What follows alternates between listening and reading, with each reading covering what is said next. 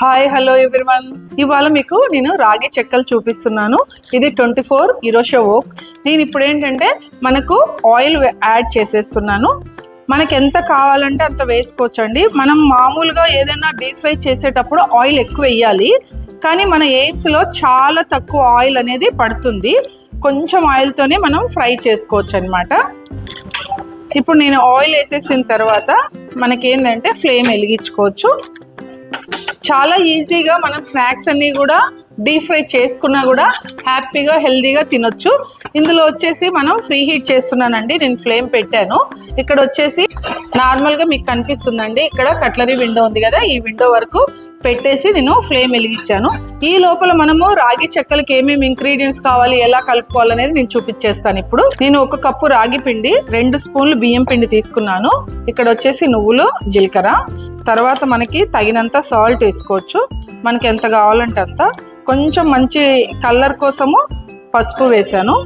అలాగే మనకి ఏంటంటే ఇక్కడ గ్రీన్ చిల్లీస్, కరివేపాకు, ఉల్లిపాయ ఇవన్నీ కూడా యాడ్ చేసేసుకొని జస్ట్ మనం చపాతీ పిండి ఎలా కలుపుతామో యాజ్ ఇట్ ఈజ్ అలాగే కలపాలండి.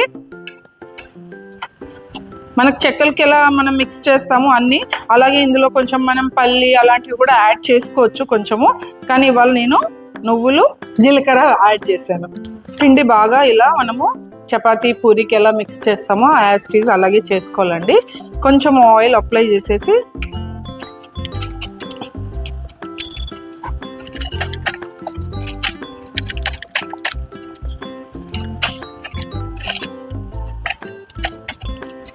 సైజ్ స్మాల్గా కావాలంటే స్మాల్గా చేయొచ్చు, లేదంటే మనము ఇలా బిగ్గా కూడా చేయొచ్చు. ఇప్పుడు ఆయిల్ హీట్ అయిపోయిందండి. మీకు ఆడియో కూడా మనకి బీప్ సౌండ్ వస్తుంది.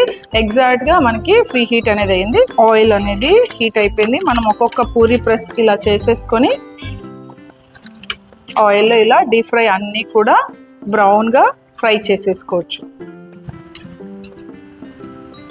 అన్నీ ఇలా ఫ్రై చేసేసుకోవాలండి. మనము సమ్మర్ వచ్చిందంటే ఏమేమి స్నాక్స్ చేసి పెడదామా అని పిల్లలకి వెయిట్ చేస్తుంటాం. ఇంత మంచి స్నాక్స్ కూడా మీరు చేసి మనం పిల్లలకి ఇవ్వచ్చు. ఇలా ఫ్రై చేసేసుకొని అన్నీ తీసేసుకోవాలండి. చాలా ఈజీ.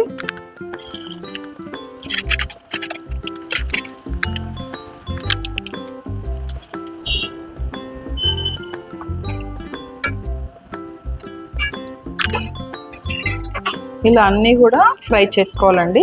చూసారు కదండి, విత్ ఇన్ 10 minutes లో మనము రాగి చెక్కలు అనేది ప్రిపేర్ చేసాము. ఏఎంసీలో చేయడం వల్ల మనకి ఆయిల్ కూడా లేదు చూడండి. మోర్ డీటెయిల్స్ కావాలంటే కాంటాక్ట్ చేయండి. Thank you very much.